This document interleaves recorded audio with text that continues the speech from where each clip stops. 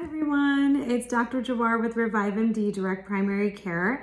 It's still National Immunization Awareness Month, and if you haven't seen my previous videos on shingles and the shingles vaccine, you can take a look at those on my YouTube channel or on my website.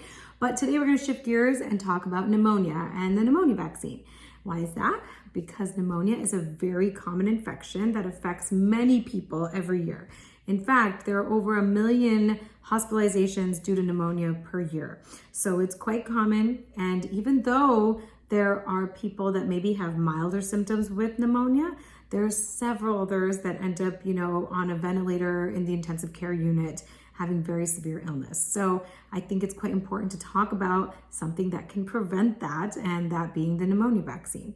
So we talk a lot about, who's most at risk, right? And the people that are most at risk for pneumonia are those who are very, very young, like infants and children, but also those who are over the age of 65. And even people who are under the age of 65, but have other comorbid conditions, such as moderate to severe asthma, COPD, heart disease, diabetes, those who are chronic smokers or who drink heavily, those who have immune systems that are very weak due to being on chemotherapy or being on medications like chronic steroids, and even those who have other chronic conditions like HIV that weaken their immune system. So these are people that, really should have a discussion with their primary care doctor about what they can do to prevent, getting pneumonia. And even though pneumonia is caused by many different types of organisms, one of the most common causes is a bacteria called strep pneumonia.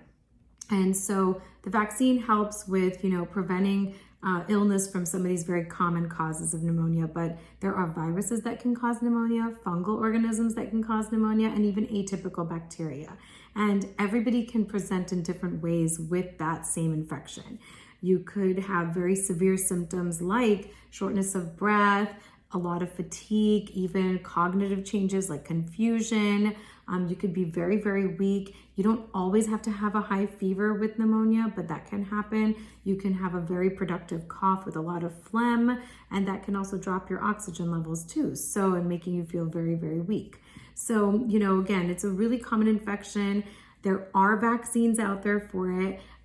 Depending on whether you've gotten a vaccine for pneumonia before in the past or not, there are ones that you should get, and there are 3 different, vaccines out there for pneumonia, and it really just depends on whether you've had a pneumonia shot before or not. So it's a really important discussion to have with a primary care doctor to figure out which one you need and the schedule of those vaccines.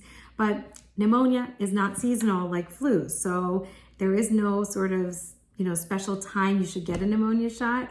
Really, pneumonia affects all people of many different age groups, and doesn't matter, what time of the year. You could get pneumonia even in the summer or the spring. So again, it's really important to have that discussion with your primary care doctor. We're here to sort of help you prevent disease and prevent hospitalization if possible.